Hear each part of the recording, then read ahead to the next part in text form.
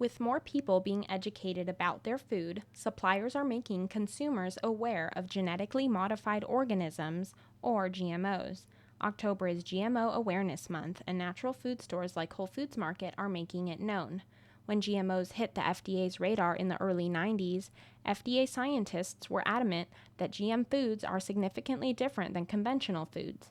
The leading expert on GMOs, Jeffrey Smith, has pointed to documents released by the FDA revealing memo after memo describing toxins, new diseases, nutritional deficiencies, and allergies related to the rise of GM foods into the food supply.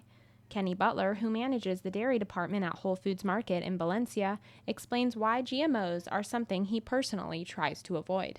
Organisms in everything I eat, just because it just doesn't seem right. They're messing with the DNA of the plants and making, for example, corn and soybeans. Those are the most common genetically modified plants.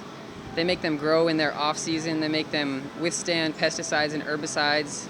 And the worst part about it is that whoever invents these GMO plants could put a patent on that seed or that strain of plant. And so, I could be holding a bean in my hand and somebody has a patent on it and it's just food, but if I plant that plant, that person can sue me for millions of dollars because they have a patent on this plant. And it just seems wrong. GMOs may also be used in meat, poultry, and fish. For example, salmon can be crossed with a tomato to make the tomato pinker or more red. This becomes a problem because someone who would be allergic to seafood wouldn't know that a tomato is crossed with salmon and could have a severe allergic reaction. Sally Stewart, who is also an expert on food, body care, and nutrition, says why GMOs in food are deceiving.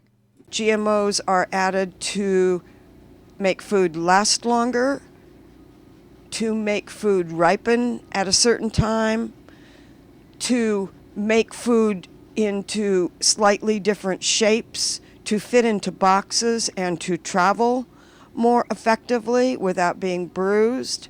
Again, tomatoes are a good example for that. And I think it's very deceptive to the public who is not knowing what they are getting. And it takes us away from our heritage of natural foods. In Valencia, I'm Melissa Brown, Valley View News.